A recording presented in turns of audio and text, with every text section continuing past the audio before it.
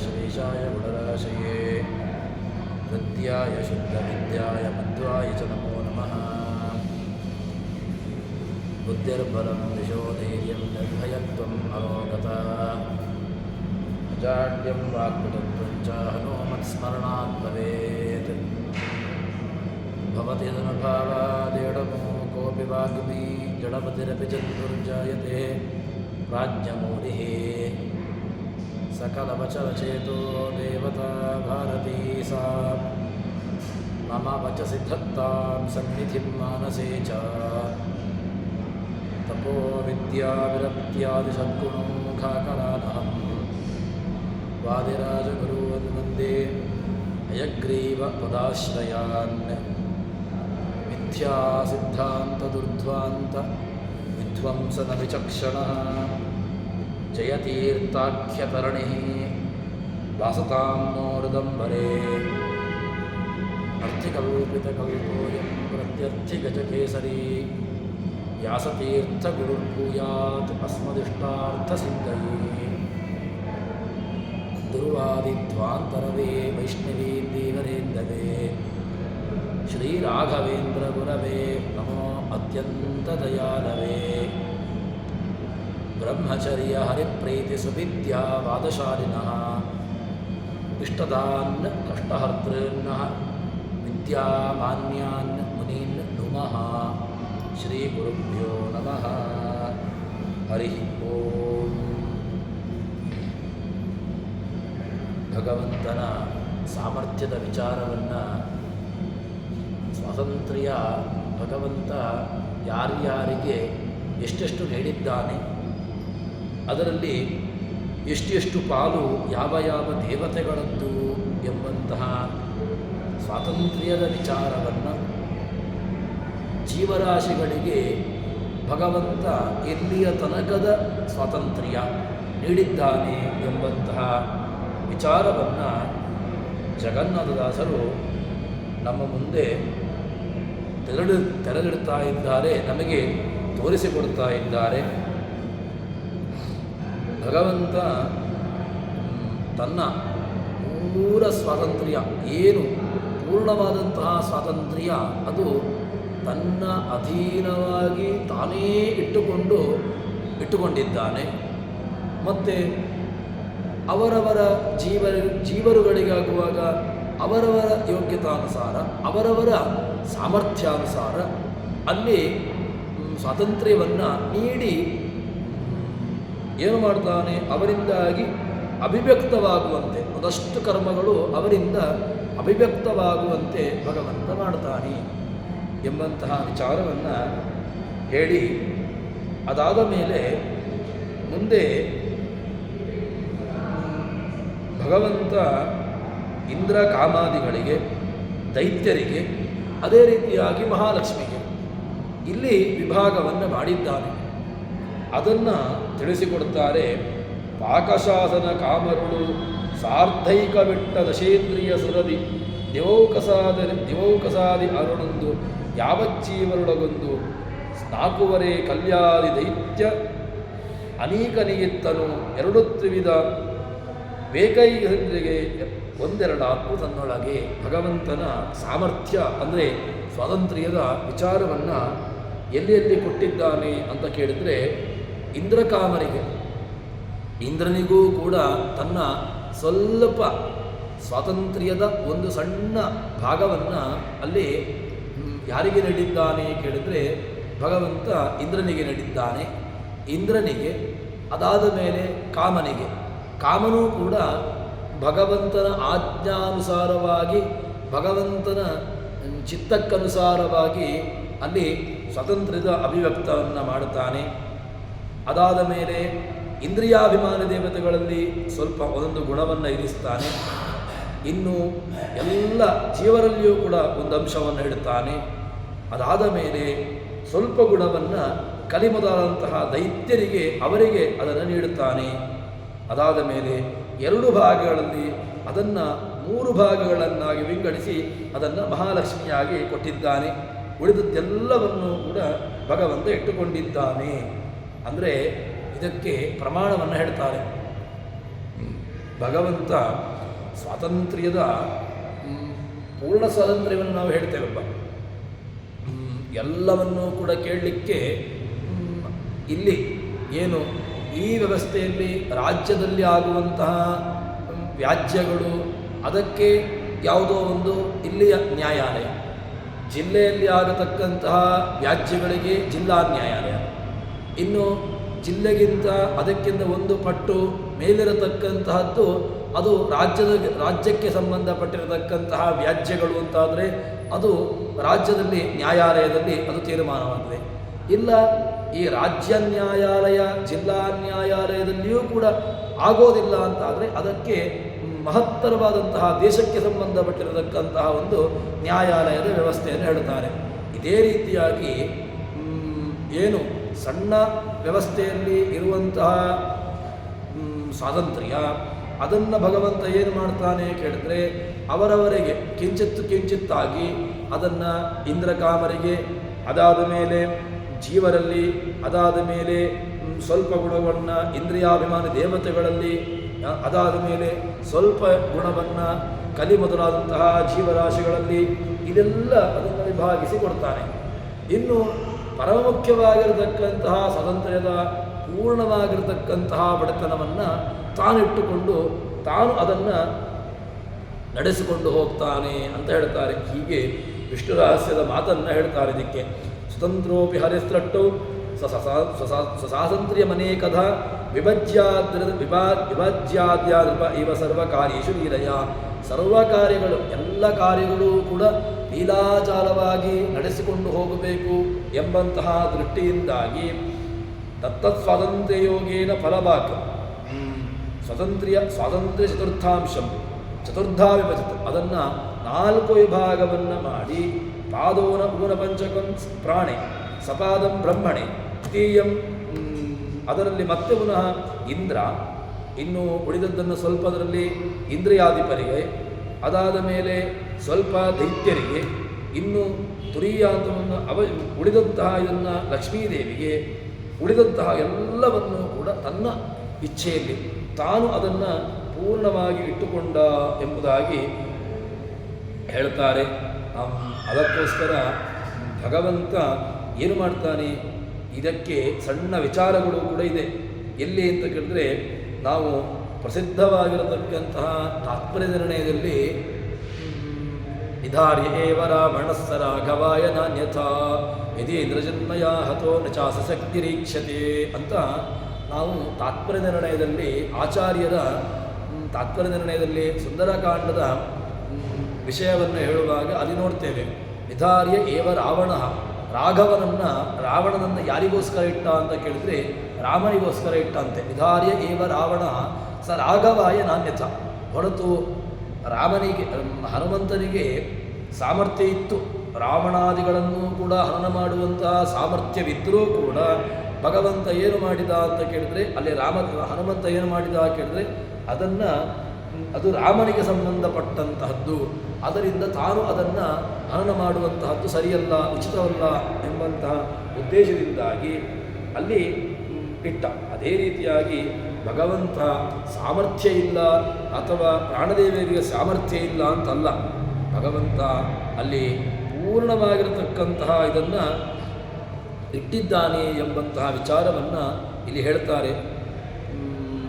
ಇದಕ್ಕೆ ಒಂದಿಷ್ಟು ವಿಭಾಗವನ್ನು ಹೇಳ್ತಾರೆ. ಯಾರಲ್ಲಿ ಎಷ್ಟೆಷ್ಟು ವಿಭಾಗವನ್ನು ಇಟ್ಟಿದ್ದಾನೆ ಅಂತ ಕೇಳಿದ್ರೆ, ಒಂದು ನೀವು 100 ಇಟ್ಟುಕೊಂಡ್ರೆ ಅದರಲ್ಲಿ ಬ್ರಹ್ಮನಲ್ಲಿ 5.5 ಭಾಗ ಅಂದರೆ 52ರಷ್ಟು ಭಾಗವನ್ನು ಬ್ರಹ್ಮನಿಗೆ ಕೊಟ್ಟಿದ್ದಾನೆ. ಪ್ರಾಣನಿಗಾಗುವಾಗ 4.25 ಈ ಪಾದೋನ ಊನ ಪಂಚಕ, ಅದರಲ್ಲಿ 4.25 ಭಾಗ ಅಂದರೆ 48ರಷ್ಟು ಭಾಗವನ್ನು ಸ್ವಾತಂತ್ರ್ಯವನ್ನು ಅಲ್ಲಿ ಕೊಟ್ಟಿದ್ದಾನೆ. ಇನ್ನು ರುದ್ರದರಿಗಾಗುವಾಗ 2 ಭಾಗ, ಇಂದ್ರನಿಗಾಗುವಾಗ 1.5, ಉಳಿದಂತಹ ತತ್ವಾಭಿಮಾನಿ ದೇವತೆಗಳಲ್ಲಿ 1 ಭಾಗ, ಉಳಿದಂತಹ ಕಲಿ ಬದಲಾದಂತಹ ಜೀವರಾಶಿಗಳ ಜೀವರಿಗಳಿಗಾಗುವಾಗ 1 ಭಾಗ, ಇನ್ನು 4.25 ಭಾಗ ಕಲಿ ಮೊದಲಾದಂತಹ ಜೀವರಾಶಿಗಳಿಗೆ, ದೈತ್ಯರಿಗೆ.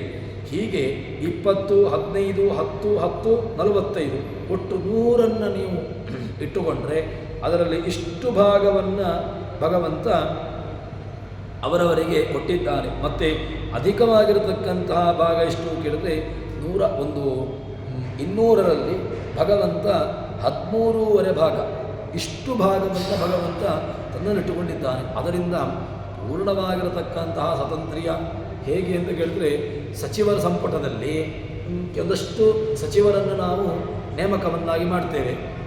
ಸಚಿವರು ಅವರವರ ವ್ಯಾಪ್ತಿಗನುಸಾರವಾಗಿ ಸಚಿವ ಸಂಪುಟಕ್ಕನುಸಾರವಾಗಿ ತಮ್ಮ ತಮ್ಮ ಕಾರ್ಯವನ್ನು ನಡೆಸ್ತಾರೆ. ಕಾರ್ಯಾಂಗ, ಶಾಸಕಾಂಗ, ನ್ಯಾಯಾಂಗ ಅಂತ. ಅದರಲ್ಲಿ ಶಾಸಕಾಂಗದಲ್ಲಿ ಒಂದಷ್ಟು ವಿಭಾಗದಲ್ಲಿ ಅವರವರು ತಮ್ಮ ವ್ಯವಸ್ಥೆಗೆ, ತಮ್ಮ ಸೀಮಿತವಾದಂತಹ ಅವಧಿಗೆ ಅನುಸಾರವಾಗಿ ಕಾರ್ಯವನ್ನು ನಡೆಸಿಕೊಂಡು ಹೋಗ್ತಾರೆ. ಇಲ್ಲಿ ಪರಮ ಮುಖ್ಯವಾಗಿರತಕ್ಕಂತಹ ರೀತಿಯಲ್ಲಿ ಭಗವಂತ ಆ ಪೂರ್ಣವಾಗಿರತಕ್ಕಂತಹ ಸ್ವಾತಂತ್ರ್ಯ, ಪೂರ್ಣವಾಗಿರತಕ್ಕಂತಹ ಆಡಳಿತವನ್ನು ತನ್ನಲ್ಲಿಟ್ಟುಕೊಂಡಿದ್ದಾನೆ ಎಂಬುದಾಗಿ ಹೇಳ್ತಾರೆ. ಅದಕ್ಕೋಸ್ಕರ ಭಗವಂತ ಇಷ್ಟು ಕರುಣಾಶಾಲಿಯಾಗಿ ತಾನು ಆ ಜೀವರುಗಳ ಮೇಲಿನ ಕಾರುಣ್ಯದಿಂದಾಗಿ ಭಗವಂತ ಅಲ್ಲಿ ಇಟ್ಟಿದ್ದಾನೆ ಎಂಬಂತಹ ವಿಚಾರವನ್ನು ಹೇಳಿ ಮುಂದೆ ಈ ವಿಧದಿ ಸ್ವಾತಂತ್ರ್ಯತ್ವವ ದೇವಮಾನವದಾನವರುಳು ರಮಾವಿನೋದಿ ವಿಭಾಗವ ಮಾಡಿ ಇಟ್ಟಲ್ಲೇ ರಮಿಸುವನು. ಭಗವಂತ ಇಷ್ಟು ಕರುಣಾಶಾಲಿಯಾಗಿರತಕ್ಕಂತಹ ಭಗವಂತ ಏನು ಮಾಡ್ತಾನೆ ಕೇಳಿದ್ರೆ, ಈ ಸ್ವಾತಂತ್ರ್ಯವನ್ನು ಅಲ್ಲಿ ಅವರವರಿಗೆ ಅವರವರ ಯೋಗ್ಯತಾನುಸಾರವಾಗಿ ಇಂತಿಷ್ಟು ಭಾಗವನ್ನು ಕೊಟ್ಟು ರಮಾವಿನೋದಿ ಅಂತ ಅವನಿಗೆ ಹೇಳ್ತಾರೆ. ರಮಾದೇವಿಗೆ ಆನಂದವನ್ನು, ವಿಶೇಷವಾಗಿರತಕ್ಕಂತಹ ನುತ್ ಆನಂದವನ್ನು ಕೊಡತಕ್ಕಂಥವನು ಅಂತ ಹೇಳ್ತಾರೆ. ಅಂತಹ ಭಗವಂತ ದೇವತೆಗಳು, ಮಾನವರು, ದಾನವರು ಇವರೆಲ್ಲರಲ್ಲಿಯೂ ಕೂಡ ಇಂತಿಷ್ಟು ಭಾಗವನ್ನು ಇಟ್ಟು ಅವರಲ್ಲಿ ತಾನು ವಿಹಾರವನ್ನು ಮಾಡುತ್ತಾನೆ. ಇದು ಭಗವಂತನ ಒಂದಷ್ಟು ಅಪರಿಮಿತವಾದಂತಹ ಅಚಿಂತ್ಯಾದ್ಭುತವಾದಂತಹ ಶಕ್ತಿಗೆ ನಮಗೆ ಉದಾಹರಣೆ. ಭಗವಂತ ಎಷ್ಟು ಕರುಣಾಶಾಲಿ, ಅವನು ಎಲ್ಲ ರೀತಿಯಾಗಿರತಕ್ಕಂತಹ ಆನಂದ ಅವರವರಿಗೆ ಅವರವರ ಯೋಗ್ಯತಾನುಸಾರವಾಗಿ ಆನಂದವನ್ನು ಕೊಟ್ಟು ಅವರ ಸ್ವಾತಂತ್ರ್ಯವನ್ನು ನೀಡಿ ಅಲ್ಲಿದ್ದುಕೊಂಡು ತಾನು ವಿಹಾರವನ್ನು ಮಾಡುತ್ತಾನೆ ಎಂಬುದಾಗಿ ಹೇಳ್ತಾರೆ. ಮೂವರೊಳಗಿರ್ದವರ ಕರ್ಮವ ತಾ ವಿಕಾರವ ಗೈಸದಲೇ ಹೇಳ್ತಾರೆ. ಅವರ ಮೂವರಲ್ಲಿಯೂ ಕೂಡ ತಾನು ಇದ್ದುಕೊಂಡು ಕರ್ಮಗಳನ್ನು ತಾನು ಮಾಡಿ, ಆದರೆ ಅದರಲ್ಲಿ ಯಾವುದೇ ರೀತಿಯಾಗಿರತಕ್ಕಂತಹ ವಿಕಾರವನ್ನು ಇಲ್ಲಿ ಹೊಂದೋದಿಲ್ಲ. ವಿಕಾರವನ್ನು ಹೊಂದದೆ ತಾನು ಕಲ್ಪದಲ್ಲಿ ಕೊನೆಗೆ ಆ ಕರ್ಮವನ್ನು ಮಾಡಿದ್ದಕ್ಕೆ ಅಲ್ಲಿಯೇ ಫಲ ಇಲ್ಲ. ಮತ್ತು ಕರ್ಮವನ್ನು ಮಾಡಿದಾಗ ಕರ್ಮದ ಫಲ ಸಿಗೋದು ಯಾವಾಗ ಅಂತ ಕೇಳಿದ್ರೆ ಅದು ಕಲ್ಪದ ಕೊನೆಯಲ್ಲಿ. ಕಲ್ಪಾಂತ್ಯದಲ್ಲಿ ಜೀವರಾಶಿಗಳಿಗೆ ಅನುಸಾರವಾಗಿ ಅವರವರ ಫಲವನ್ನು ಅವರು ತಿಂತಾರೆ. ಬ್ರಹ್ಮದೇವರ 100 ವರ್ಷ ಮುಗಿಬೇಕು. ಬ್ರಹ್ಮದೇವರ 100 ವರ್ಷ ಮುಗಿದ ಮೇಲೆ ಬ್ರಹ್ಮದೇವರು ಏನು ಆ ತಮ್ಮ ಬ್ರಹ್ಮ ಪದವಿಯಲ್ಲಿ 100 ಕಲ್ಪಗಳ ಸಾಧನೆ, ಆ 100 ಕಲ್ಪಗಳ ಸಾಧನೆಯನ್ನು ಮಾಡಿ ಅದಾದ ಮೇಲೆ ಆ ಕಲ್ಪಾಂತ್ಯದಲ್ಲಿ ಅವರಿಗೆ ಏನು ಅವರವರ ಫಲವನ್ನು ಕೊಡ್ತಾನೆ ಭಗವಂತ ಎಂಬುದಾಗಿ ಹೇಳ್ತಾರೆ. ಅನಾಯಾಸವಾಗಿ ಕಲ್ಪಾವಸಾನಕ್ಕೆ ಕೊಡುವ ಅನಾಯಾಸ. ಭಗವಂತ ಯಾವ ರೀತಿಯಾಗಿರತಕ್ಕಂತಹ ಆಯಾಸವನ್ನು ಕೊಡೋದಿಲ್ಲ. ಅನಾಯಾಸವಾಗಿ ಆ ಕರ್ಮದ ಫಲ. ಯಾಕೆಂತಂದರೆ ಕರ್ಮದ ಫಲವನ್ನು ಅವರವರಿಗೇ ಕೊಡಬೇಕು. ಕರ್ಮದ ಗಹನ ಕರ್ಮಣೋಗತಿ ಅಂತ ಹೇಳಿದಾಗೆ ಕರ್ಮದ ಗತಿ ಎಂಬುದು ತುಂಬ ಅದು ಆಳವಾಗಿರತಕ್ಕಂತಹದ್ದು ಅಂತ.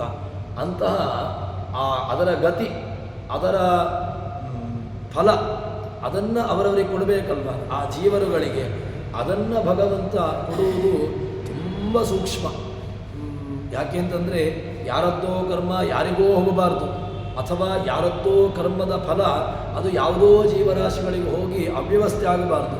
ಅದಕ್ಕೋಸ್ಕರ ಭಗವಂತ ಇಷ್ಟೆಲ್ಲ ನಾವು ಯಾವುದೋ ಒಂದು ಸಣ್ಣ ವ್ಯವಸ್ಥೆಯನ್ನು, ಯಾವುದೋ ಒಂದು ಸಣ್ಣ ಕಾರ್ಯಕ್ರಮವನ್ನು, ಕರ್ಮಾಂಗವನ್ನು ಮಾಡಿದಾಗ ಅಥವಾ ಮಾಡಬೇಕು ಅಂತಿದ್ದಾಗ ಅದಕ್ಕೆ ಪೂರ್ವವಾಗಿರತಕ್ಕಂತಹ ತಯಾರಿ ಅಂತ ನಾವು ಒಂದಷ್ಟು ಮಾಡ್ತೇವೆ. ಯಾಕೆ ಅಂತ ಕೇಳಿದ್ರೆ ಕರ್ಮದಲ್ಲಿ ಅಥವಾ ಕರ್ಮಾಂಗದಲ್ಲಿ ಯಾವುದೇ ರೀತಿಯಾದಂತಹ ಲೋಪ ಬರಬಾರದು.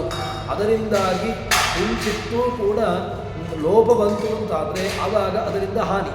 ಅದಕ್ಕೋಸ್ಕರ ಲೋಪ ಬಾರದೇ ಇರುವುದಕ್ಕೋಸ್ಕರವಾಗಿ ಏನು ಮಾಡ್ತಾನೆ, ಅವನು ಆ ಕರ್ಮವನ್ನು ಚೆನ್ನಾಗಿ ನೋಡಿಕೊಳ್ತಾನೆ.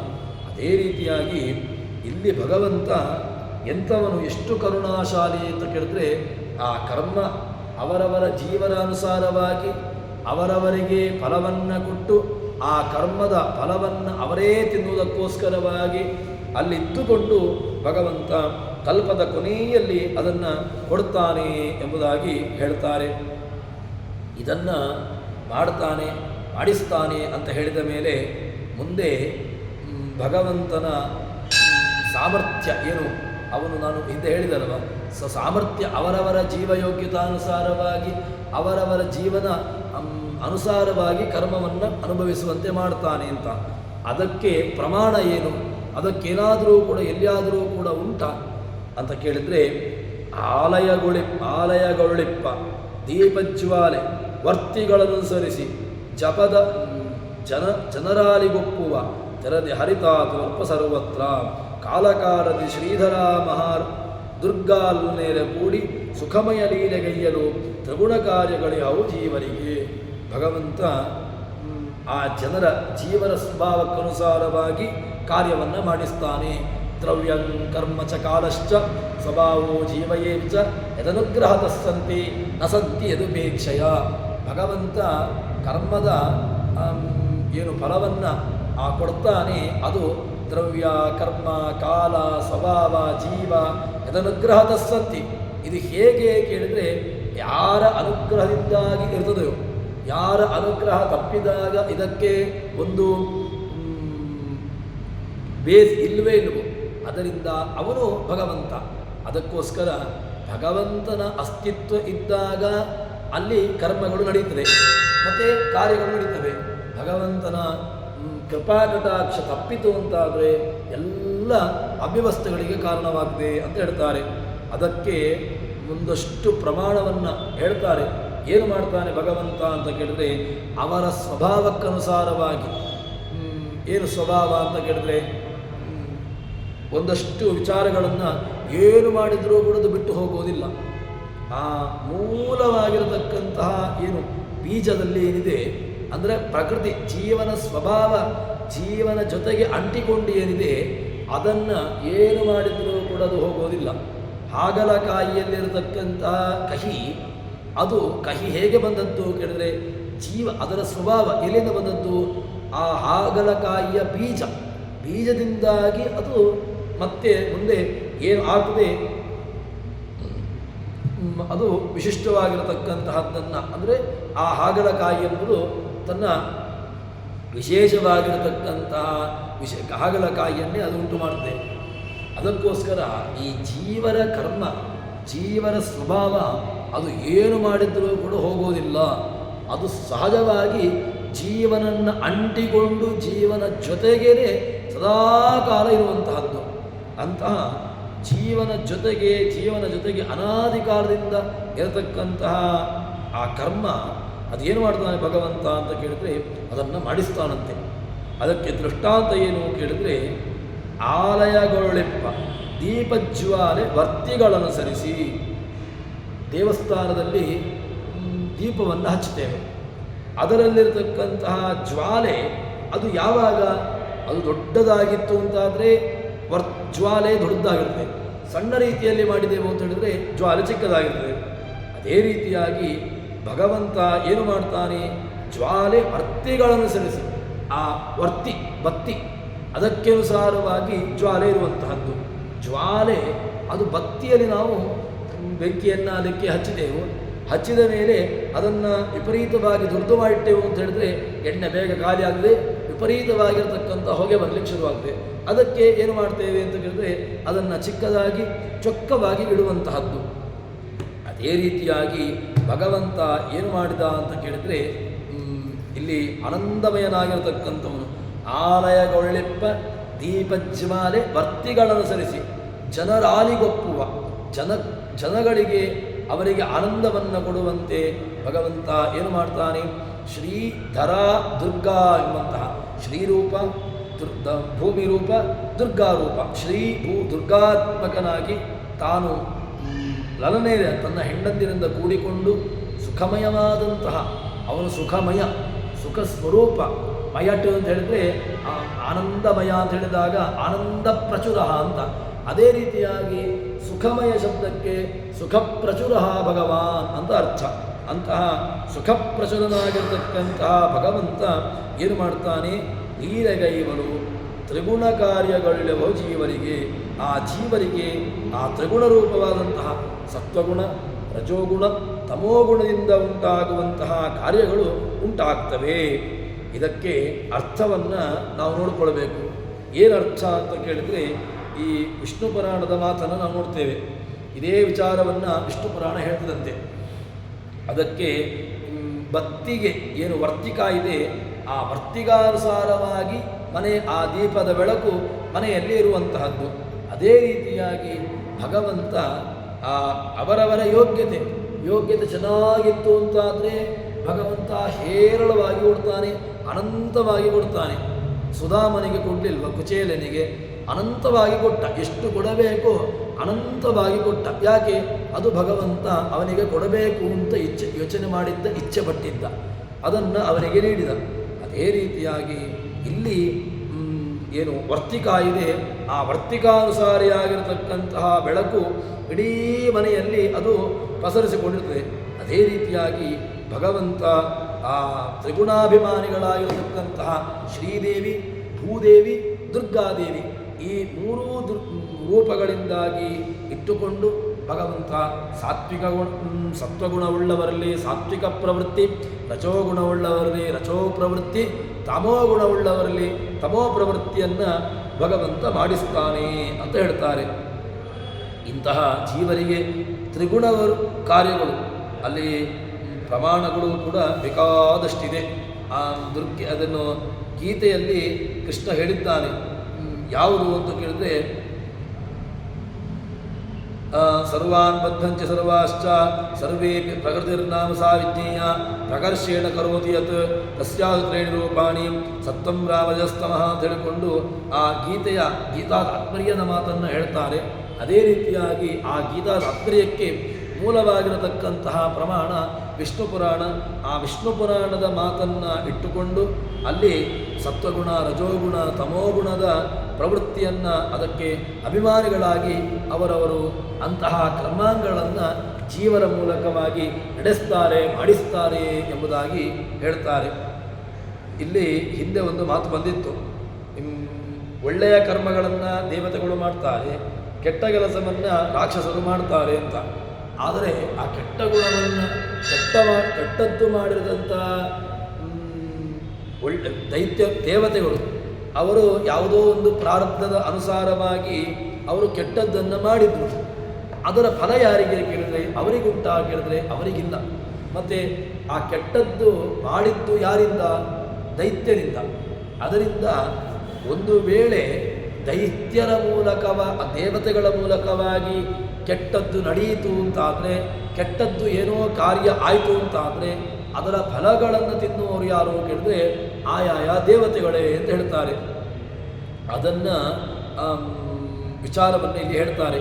ಏನು ಅಂತ ಕೇಳಿದ್ರೆ, ಇಂದ್ರಿಯಗಳಿನ್ಮಾಳ್ಪ ಕರ್ಮದ್ವಂದ್ವಗಳ ತನಗರ್ಪಿಸಲು ಗೋವಿಂದ ಪುಣ್ಯವ ಕೊಂಡು ಪಾಪವ ಭಸ್ಮವನೇ ಮಾಡ್ಪ ಇಂದಿರೇಶನು ಭಕ್ತಜನರನ್ನು ನಿಂದಿಸುವರಗೊಳಿಪ್ಪ ಪುಣ್ಯವ ತಂದು ತನ್ನ ಬಗೀವ ಪಾಪಗಳರು ಇರಿಸುವನು. ಭಗವಂತ ಇಂದ್ರಿಯಗಳಿಂದ ಏನು ಮಾಡ್ತಾನೆ? ದೇವತೆಗಳು ಅಥವಾ ಜೀವರಾಶಿಗಳು ಇಂದ್ರಿಯಗಳ ಮೂಲಕವಾಗಿ ಮಾಡುವಂತಹ ಕರ್ಮಗಳು ಅದು ಎಲ್ಲವನ್ನೂ ಕೂಡ ಅದು ಯೋಗ್ಯ ಕರ್ಮ, ಅಯೋಗ್ಯ ಕರ್ಮ ಎರಡೂ ಕರ್ಮಗಳನ್ನು ಕೂಡ ಅದನ್ನು ಗೋವಿಂದ ಭಗವಂತ ಗಾಂ ವಿಂದತಿ, ಗೋ ಶಬ್ದಕ್ಕೆ ಮಾತುಗಳು ಅಂತ ಅರ್ಥ. ಎಲ್ಲ ಮಾತುಗಳ ಮೂಲಕವಾಗಿ ಕಾಯಿಕವಾದಂತಹ, ವಾಚಿಕವಾದಂತಹ, ಮಾನಸಿಕವಾದಂತಹ ಎಲ್ಲ ಕರ್ಮಗಳನ್ನು ಕೂಡ ಭಗವಂತ ಏನು ಮಾಡ್ತಾನೆ? ಸ್ವೀಕಾರ ಮಾಡ್ತಾನೆ. ಸ್ವೀಕಾರ ಮಾಡಿ ಅವನು ಗೋವಿಂದ ಕೊಂಡು ಪಾಪವನೆ ಭಸ್ಮ ಮಾಡ್ಪ ಎಲ್ಲ ಅದರ ಜೊತೆಗಿರತಕ್ಕಂತಹ ಪಾಪಕರ್ಮ ಏನಿದೆ ಅದನ್ನು ನುಚ್ಚುನೂರನ್ನಾಗಿ ಮಾಡಿ ಸುಟ್ಟು ಹಾಕಿಬಿಡ್ತಾನಂತೆ. ಅಂತಹ ಭಗವಂತ ಭಕ್ತಜನರಿಗೆ ಎಲ್ಲವನ್ನು ಏನೆಲ್ಲ ಕೊಡಬೇಕೋ ಅವರಿಗೆ ಅದೆಲ್ಲವನ್ನು ಕೂಡ ಕೊಡ್ತಾನೆ. ನಿಂದಿಸುವವರಿಗೆ ಇಲ್ಲಿಯ ತನಕ ಭಗವಂತನ ಕಾರುಣ್ಯ ಅಂತ ಹೇಳಿದ್ರೆ ನಿಂದಿಸುವವರಿಗೂ ಕೂಡ ಕೆಟ್ಟದ್ದನ್ನು ಬಯಸುವುದಿಲ್ಲ. ನಿಂದಿಸುವವರಿದ್ದಾರೆ, ನಿಂದಕರಿರಬೇಕು ಜಗದೊಳ ನಿಂದಕರಿರಬೇಕು ಅಂತ. ಅಂತಹ ನಿಂದಿಸುವವರಿಗೂ ಕೂಡ ಭಗವಂತ ಏನು ಮಾಡ್ತಾನೆ, ಅವರಿಗೆ ಒಳ್ಳೆಯದನ್ನೇ ಮಾಡ್ತಾನೆ ಭಗವಂತ. ಇಂದಿರೇಶನು ಭಕ್ತ ಜನರನ್ನು ನಿಂದಿಸುವವರೊಳಗೆ ಆ ನಿಂದಿಸುವವರಲ್ಲಿಯೂ ಕೂಡ ಭಗವಂತ ಒಳಗಡೆ ಹೋಗಿ ಪ್ರವೇಶವನ್ನು ಮಾಡ್ತಾನೆ. ಪುಣ್ಯವನ್ನು ಅದನ್ನು ದೇವತೆಗಳಿಗೆ ಪಾಲು ಮಾಡ್ತಾನೆ. ಅದರ ಪುಣ್ಯ ಭಾಗವನ್ನು ದೇವತೆಗಳಿಗೆ ಕೊಡ್ತಾನೆ. ಕೆಟ್ಟದ್ದು ಒಂದು ವೇಳೆ ದೇವತೆಗಳು ಮಾಡಿದರೆ ಆ ಕೆಟ್ಟದ್ದನ್ನು ಮಾಡಿದ್ದನ್ನು ಆ ದೇವತೆಗಳಿಗೆ ಅದನ್ನು ಕೊಡೋದಿಲ್ಲ. ಅದರ ಬದಲಾಗಿ ಅದನ್ನು ದೈತ್ಯರಿಗೆ ಅದನ್ನು ಹಂಚಿಬಿಡ್ತಾನೆ ಅಂತ ಹೇಳ್ತಾರೆ. ಈ ರೀತಿಯಾಗಿ ಭಗವಂತ ತನ್ನ ಭಕ್ತರ ಪುಣ್ಯವ ತಂದು ತನ್ನವ ಬಗೆಯುವ ಪಾಪಗಳರಿಸುವನು. ಪಾಪಗಳನ್ನು ಏನು ಮಾಡ್ತಾನೆ, ಆ ಎಲ್ಲವನ್ನೂ ಕೂಡ ಭಗವಂತ ನಷ್ಟ ಮಾಡಿಬಿಡ್ತಾನೆ ಅಂತ ಹೇಳ್ತಾರೆ. ಅದಕ್ಕೋಸ್ಕರ ಈ ಯದಿಂದ್ರಿಯೇಣ ಯತ್ಕುರ್ವನ್ ಪುಣ್ಯಂ ಪಾಪಂ ಚ ದೃಶ್ಯತೆ ತಸ್ಯ ಸ್ವತಂತ್ರ ಫಲ ಭಾಜೋಖಿಲಾಹಿತೆ. ಎಲ್ಲ ಒಳ್ಳೆಯ ಕರ್ಮಗಳು ಅಥವಾ ಕೆಟ್ಟದ್ದ ಕರ್ಮಗಳು ಇದೆಲ್ಲವೂ ಕೂಡ ಕೆಲವು ಸಂದರ್ಭದಲ್ಲಿ ಆಗಿ ಹೋಗ್ತವೆ. ಆದರೆ ಆ ಕೆಟ್ಟ ಕರ್ಮಗಳಾಗಲಿ ಒಳ್ಳೆಯ ಕರ್ಮಗಳಾಗಲಿ ಈ ಎಲ್ಲ ಕರ್ಮಗಳು ಕೂಡ ಅದನ್ನು ಭಗವಂತ ಅವರವರ ಯೋಗ್ಯತಾನುಸಾರವಾಗಿ ಅವರವರಿಗೇ ಅದನ್ನು ಕೊಡ್ತಾನೆ. ಕೆಟ್ಟ ಕರ್ಮಗಳನ್ನು ದೇವತೆಗಳು ಮಾಡಿದರೆ ಅದನ್ನು ಅವರು ತಿನ್ನೋದಿಲ್ಲ. ಮತ್ತು ಅದನ್ನು ದೈತ್ಯಾದಿಗಳಿಗೆ ಹೇಗೆ ಅಂತ ಕೇಳಿದ್ರೆ ಬೇಕಾದಷ್ಟು ದೃಷ್ಟಾಂತವನ್ನು ನಾವು ನೋಡ್ಬೋದು. ಜ್ಯೋತ ಪ್ರಸಂಗ, ಕೌರವರಿಂದ ಮಾಡಲ್ಪಟ್ಟಿರುವಂತಹ ದ್ರೌಪದಿಯ ವಸ್ತ್ರಾಪಹರಣ, ಅದೇ ರೀತಿಯಾಗಿ ಭೀಷ್ಮಾದಿಗಳಲ್ಲಿ ಔದಾಸೀನ್ಯ, ಇದೆಲ್ಲವನ್ನೂ ಕೂಡ ಏನು ಮಾಡ್ತಾನೆ, ಈ ಪುಣ್ಯ ಪಾಪಗಳನ್ನು ಅದು ದೈತ್ಯರಿಗೆ ಅದನ್ನು ಹಂಚಿಬಿಡ್ತಾನೆ. ವಾಸ್ತವಿಕವಾಗಿ ದೇವತೆಗಳು ಮಾಡಿದ್ರೂ ಕೂಡ ಭಗವಂತ ಏಧಮಾನ ದುಡಿತ್ಯೇವ ವಿಷ್ಣೋರ್ನಾಮ ಹಿ ವೈದಿಕಂ. ಭಗವಂತನಿಗೆ ಹೆಸರೇನು ಕೇಳಿದ್ರೆ ಏಧಮಾನದ್ವಿಟ್. ಭಗವಂತ ಏಧಮಾನದ್ವಿಟ್, ಯಾರು ಅತ್ಯಧಿಕವಾದಂತಹ ಪುಣ್ಯವನ್ನು ಮಾಡ್ತಾರೆ, ಅತ್ಯಧಿಕವಾದಂತಹ ಪುಣ್ಯವನ್ನು ಮಾಡ್ತಾರೆ, ಅವರ ಪುಣ್ಯವನ್ನು ಹ್ರಾಸ ಮಾಡಿ ಅವರನ್ನು ಒಂದು ತನ್ನ ಕೆಳಗಿನ ವ್ಯವಸ್ಥೆಗೆ ತಂದಿಡುತ್ತಾನೆ. ಅವರ ಕಕ್ಷೆಯಲ್ಲಿ ಆ ಕಕ್ಷೆಗೆ ಅನುಸಾರವಾಗಿ ಅವರನ್ನು ತಂದಿಡ್ತಾನೆ ಅಂತ ಹೇಳ್ತಾರೆ. ಇದಕ್ಕೆ ಊರ್ವಶಿ, ಗಾಂಧಾರಿ ಮೊದಲಾದಂತಹ ಇಂದ್ರ, ಅಹಲ್ಯೆ, ಅರ್ಜುನ ಎಲ್ಲ ದೃಷ್ಟಾಂತಗಳು ಒಂದಲ್ಲ ದೃಷ್ಟಾಂತಗಳು. ಅಲ್ಲಿ ಅಹಲ್ಯಾ ಶಾಪವನ್ನು ನಾವು ನೋಡಿದಾಗ ಆ ಅಹಲ್ಯಾ ಶಾಪವನ್ನು ಇಂದ್ರ ಸ್ವೀಕಾರ ಮಾಡಿದ. ಇಂದ್ರ ಸ್ವೀಕಾರ ಮಾಡಿದ್ದು ಅದು ವಾಸ್ತವಿಕವಾಗಿ ಯಾರ ಗೌತಮರ ಅಲ್ಲಿ ಅಧಿಕವಾಗಿರತಕ್ಕಂತಹ ಪುಣ್ಯವನ್ನು ಪಡೆದಿದ್ರು. ಅದಕ್ಕೋಸ್ಕರ ಅಲ್ಲಿ ಶಾಪವನ್ನು ತೆಗೆದುಕೊಂಡು ಅಲ್ಲಿ ಅಹಲ್ಯ ಒಂದು ನಿಮಿತ್ತವನ್ನಾಗಿ ಮಾಡಿಕೊಂಡ. ಅದಾದ ಮೇಲೆ ಇನ್ನು ನಾವು ಶ್ರೀಕೃಷ್ಣನ ಪ್ರಸಂಗವನ್ನು ನೋಡಿದರೆ ಅಲ್ಲಿ ಶ್ರೀಕೃಷ್ಣನ ಜೊತೆಗೆ ಬಲರಾಮ ಇದ್ದ. ಬಲರಾಮ ಯಾಕೆ ಬಂದ ಅಂತ ಕೇಳಿದ್ರೆ, ರಾಮಾವತಾರದಲ್ಲಿ ಶೇಷನಾಗಿರತಕ್ಕಂತಹ ಲಕ್ಷ್ಮಣ ಅತ್ಯಧಿಕವಾದಂತಹ ಪುಣ್ಯವನ್ನು ಮಾಡಿದ. ಯಾವ ಪುಣ್ಯವನ್ನು ಇಟ್ಟುಕೊಳ್ಳಿಕ್ಕೆ ಶೇಷನಿಗೆ ಯೋಗ್ಯತೆ ಇಲ್ಲವೋ ಅಷ್ಟು ಪುಣ್ಯವನ್ನು ಆ ಶೇಷ ಮಾಡಿದ. ಅದರಿಂದ ಏನು ಮಾಡಿದ ಭಗವಂತ, ಮುಂದಿನ ಜನ್ಮದಲ್ಲಿ ಕೃಷ್ಣನ ಅವತಾರವನ್ನು ಮಾಡಿದಾಗ ಭಗವಂತ ಅವನನ್ನು ಬಲರಾಮನನ್ನಾಗಿ ಮಾಡಿದ. ಬಲರಾಮನನ್ನಾಗಿ ಮಾಡಿ ಅಲ್ಲಿ ಅವನ ಪುಣ್ಯವನ್ನು ಏನು ರಾಮಾವತಾರದಲ್ಲಿ ಮಾಡಿದಂತಹ ಪುಣ್ಯದ ಕರ್ಮಗಳಿತ್ತು ಅದನ್ನು ಪೂರ್ಣವಾಗಿ ಒಂದು ಸಾಮಾನ್ಯವಾದಂತಹ ರೀತಿಯಲ್ಲಿ ಅದನ್ನು ತಂದಿರಿಸಿದ. ಹೀಗೆ ಭಗವಂತನಿಗೆ ಏಧಮಾನ ದುಡಿತ್ಯೇವ ವಿಷ್ಣೋರ್ನಾಮ ವೈದಿಕಂ. ವೈದಿಕದಲ್ಲಿ ವೈದಿಕರಾಗಿರತಕ್ಕಂಥವರು, ವೇದ ಕೊಟ್ಟಿರತಕ್ಕಂತಹ ಭಗವಂತನಿಗೆ ಹೆಸರು ಎಂಥದ್ದು ಅಂತ ಕೇಳಿದ್ರೆ ಅದು ಏಧಮಾನದ್ವಿಟ್. ಭಗವಂತ ಏಧಮಾನತ್ಯತೆ, ಯಾರ ಪುಣ್ಯ ಅಧಿಕವಾಗಿದೆ ಅವರ ಪುಣ್ಯವನ್ನು ಹ್ರಾಸ ಮಾಡಿ ಅವರನ್ನು ಒಂದು ರೀತಿಯಾಗಿ ಅವರವರ ಯೋಗ್ಯತಾನುಸಾರವಾಗಿ ಅತ್ಯಧಿಕವಾದಂತಹ ಪುಣ್ಯಾದಿಗಳನ್ನು ಮಾಡಲಿಕ್ಕೆ ಬಿಡುವುದಿಲ್ಲ ಅಂತ ಹೇಳ್ತಾರೆ. ಹೀಗೆ ಇದೆಲ್ಲವೂ ಕೂಡ ದ್ರೌಪದ್ಯ ಇದಕ್ಕೆ ಬೇಕಾದಷ್ಟು ಪ್ರಮಾಣಗಳು ನಮಗೆ ಸಿಗ್ತವೆ. ಅಷ್ಟು ಅತ್ಯಧಿಕವಾದಂತಹ ಭಗವಂತನ ಸಾಮರ್ಥ್ಯ ಅವನು ಮಾಡ್ತಾನೆ ಎಂಬುದಾಗಿ ಹೇಳ್ತಾರೆ. ಇದು ಭಗವಂತನ ಸ್ವಾತಂತ್ರ್ಯ, ಇದು ಭಗವಂತನ ಸಾಮರ್ಥ್ಯ. ಇಲ್ಲದಿದ್ದರೆ ಯಾರೋ ಅಂತಾಗಿದ್ದರೆ ಇದು ನಮಗೆ ಅರ್ಥ ಆಗಲಿಕ್ಕೆ ಸಾಧ್ಯ ಇಲ್ಲ. ಅದಕ್ಕೋಸ್ಕರ ಇದೆಲ್ಲ ವಿಚಾರಗಳನ್ನು ಏನು ವೈದಿಕವಾಗಿರತಕ್ಕಂತಹ ವಿಚಾರಗಳಿದೆ ಇದನ್ನು ನಮಗೆ ದಾಸರು ತಿಳಿಸಿಕೊಡುತ್ತಾರೆ. ಪಾಪಿಗಳಿಗೆ ಭಗವಂತ ಪಾಪದ ಫಲವನ್ನು ಅವರೇ ತಿನ್ನುವಂತೆ ಮಾಡ್ತಾನೆ. ಯಾಕೆ? ಪಾಪಗಳನ್ನು ಮಾಡುವಂತಹದ್ದು ಪಾಪಿಗಳೇ.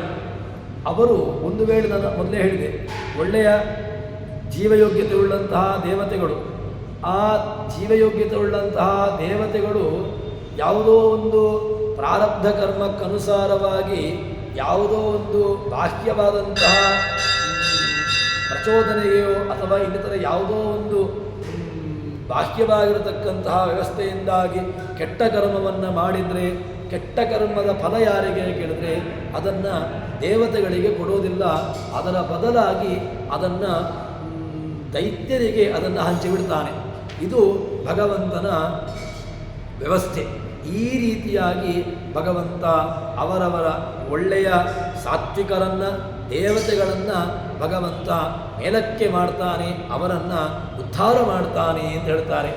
ಭಗವಂತ ಯಾರನ್ನೂ ಕೂಡ ಬಿಡೋದಿಲ್ಲ. ದೇವತೆಗಳನ್ನಾಗಲಿ ದೈತ್ಯರನ್ನು ಅವರ ಫಲವನ್ನು, ಅವರ ಕರ್ಮ ಫಲವನ್ನು ಅವರೇ ತಿನ್ನುವಂತೆ ಮಾಡ್ತಾನೆ.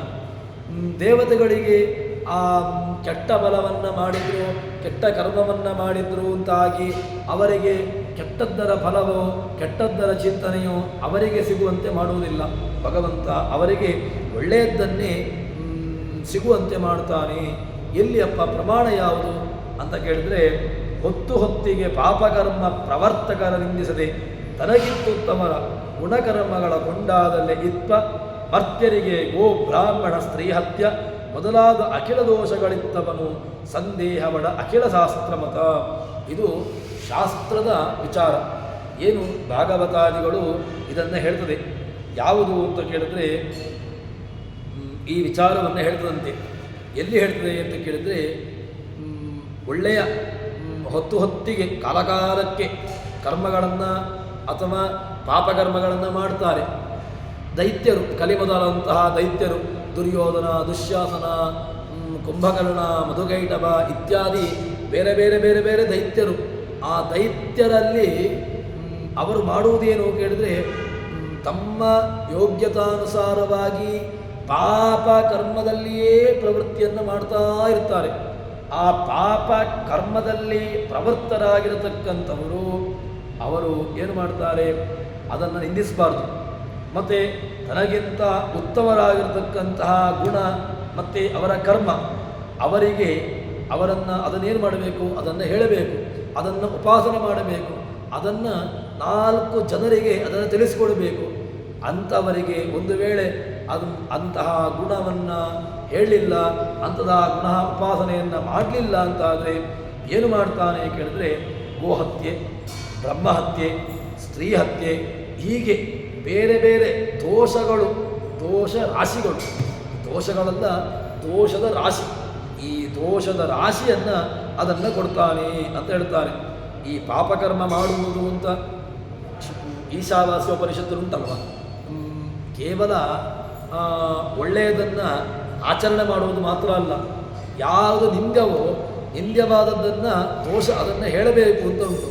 ನಿಂದ್ಯವಾದಂತಹ ಕರ್ಮವನ್ನು ದೂಷಣೆ ಮಾಡಬೇಕು ಅಂತ ಉಂಟು. ನಿಂದ್ಯ ಕರ್ಮವನ್ನು ಇನ್ನೊಬ್ಬರಿಗೆ ಅದನ್ನು ಪ್ರಚೋದನೆ ಮಾಡಬಾರ್ದು. ನಿಂದ್ಯ ಕರ್ಮವನ್ನು ಮಾಡ್ತಾ ಇದ್ದಾನೆ ಅಂತಾದರೆ ನಿಂದ್ಯ ಕರ್ಮವನ್ನು ಅದನ್ನು ನಿಂದಿಸಬೇಕು ಅಂತ ಉಪನಿಷತ್ತು ನಮಗೆ ಹೇಳಿಕೊಟ್ಟಿದೆ. ಅದಕ್ಕೋಸ್ಕರ ಈ ಪಾಪಕರ್ಮವನ್ನು ಮಾಡುವುದನ್ನು ನಿಂದನೆ ಮಾಡಬೇಕು.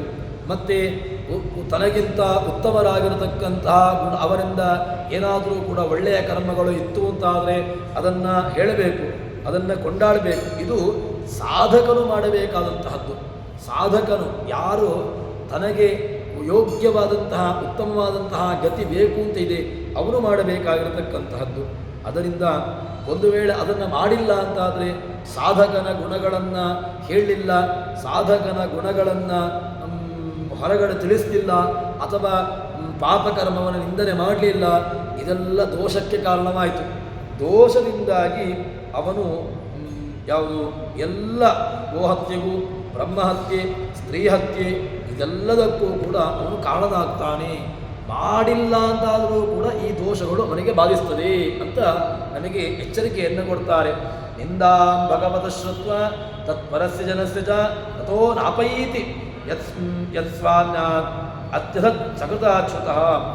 ನಿಂದಾಂ ಭಾಗವತ, ಭಾಗವತವನ್ನು, ಭಗವದ್ ಧರ್ಮವನ್ನು, ಭಾಗವತರನ್ನು ಯಾರು ನಿಂದನೆ ಮಾಡ್ತಾನೆ ಅವರ ತತ್ಪರರ ಜನಸ್ಯ ಚ, ಅದರ ಪರವಾಗಿರತಕ್ಕಂತಹ ಜನರನ್ನು ಏನು ಮಾಡಬೇಕು, ಅವರನ್ನು ನಿಂದನೆ ಮಾಡಬಾರದು. ಯಾರು ಇದರ ವಿರೋಧವಾಗಿದ್ದಾರೆ ಅವರ ನಿಂದನೆ ಮಾಡಬೇಕು. ಇನ್ನು ಭಿಂಜಾ ಪ್ರಸಖ್ಯ ಋಷತಿ ಅಸತಾಂ ಪ್ರಭುಶ್ಚೇತ್ ಜಿಹ್ವಾ ಬಸೂನಪಿ ತಥೋ ವಿಸೃಜೇ ಸುಧರ್ಮ. ಭಾಗವತ ದೈತ್ಯದಿಂದ ಜನ ಬರುವಂತಿ, ದೈತ್ಯರ ನಿಂದನೆಯನ್ನು ಮಾಡೋದಿದ್ರೂ ಕೂಡ ದೋಷ. ದೈತ್ಯರನ್ನು ನಿಂದನೆ ಮಾಡಬೇಕು, ದೈತ್ಯರನ್ನು ಅವರನ್ನು ಹೊಗಳೋದಲ್ಲ. ಯಾಕೆ ಅಂತ ಕೇಳಿದರೆ ದೈತ್ಯರ ನಿಂದನೆಯನ್ನು ಮಾಡದಿದ್ದರೆ ಅದರಿಂದಾಗಿ ತಾನು ಒಂದು ದೊಡ್ಡ ದೋಷಕ್ಕೆ ಅವನು ಒಳಗಾಗ್ತಾನೆ. ಯಾವುದು ಸ್ತ್ರೀ ಹತ್ಯೆ, ಬ್ರಹ್ಮಹತ್ಯೆ, ಗೋಹತ್ಯೆ ಇದೆಲ್ಲದೂ ಕೂಡ ಯಾವುದು ಇಲ್ಲವೋ ಮಾಡಿಲ್ವೋ ಆ ಎಲ್ಲವನ್ನು ಕೂಡ ಮಾಡಿದಂತಹ ದೋಷಗಳು ಅವನನ್ನು ಬಾಧಿಸ್ತದೆ ಅಂತ ಹೇಳ್ತಾನೆ. ಅದಕ್ಕೋಸ್ಕರ ನ ಪ್ರಶಂಸೆ ನಿಂದ್ಯಾತು ಪ್ರಶಂಸ್ಯ ನೈವ ನಿಂದಯೇತ್ ಉಭಯಂ ಯಕ್ಕರೋತ್ಯ ಅದಸ್ತಾತ್ ನ ಸ ಪದತ್ಯದ. ಅವನು ಅಧೋಲೋಕಕ್ಕೆ ಹೋಗ್ತಾನೆ. ಯಾರು ವಿಪರೀತವಾಗಿ ಒಳ್ಳೆಯವರನ್ನು ನಿಂದನೆ ಮಾಡ್ತಾನೆ, ಕೆಟ್ಟವರನ್ನು ಸ್ತೋತ್ರ ಮಾಡ್ತಾನೆ, ಇವರಿಬ್ಬರೂ ಕೂಡ ಏನೋ ಕೆಳಕ್ಕೆ ಹೋಗ್ತಾರೆ. ಒಳ್ಳೆಯದನ್ನು ಪ್ರಶಂಸನೆ ಮಾಡಬೇಕು, ಕೆಟ್ಟದ್ದನ್ನು ಪ್ರಶಂಸನೆ ಮಾಡುವುದಲ್ಲದೆ ಅದನ್ನು ನಿಂದನೆ ಮಾಡುವಂತಹದ್ದು ಕೂಡ ಅದು ನಮ್ಮ ಯಾಕೆ ಅಂತ ಕೇಳಿದ್ರೆ ಕಷ್ಟಾತ್ ಕಷ್ಟತರಂ ಯಾಂತು ಸರ್ವೇ ದುರ್ಯೋಧನಾದಯ. ಇದೂ ಕೂಡ ವಿಚಾರವನ್ನು ಹೇಳ್ತಾರೆ. ಸಜ್ಜನಾ ಸಂತು ನಿರ್ಭಯ ಅಂತ ಹೇಗೆ ಹೇಳ್ತೇವೆಯೋ ಅದೇ ರೀತಿಯಾಗಿ ಕಷ್ಟಾತ್ ಕಷ್ಟತರಂ ಯಾಂತು ಸರ್ವೇ ದುರ್ಯೋಧನಾದಯ. ಯಾರೆಲ್ಲ ಸಜ್ಜನಾ ಸಂತು ನಿರ್ಭಯ ಸಾತ್ವಿಕರು ಅವರು ನಿರ್ಭಯರಾಗಿರಲಿ. ಇನ್ನು ಕಷ್ಟಾತ್ ಕಷ್ಟತರಂ ಯಾಂತು ಕಷ್ಟಕ್ಕಿಂತಲೂ ಕಷ್ಟವಾಗಿರತಕ್ಕಂತಹದ್ದನ್ನು ದುರ್ಯೋಧನಾದಿಗಳು ಹೊಂದಲಿ.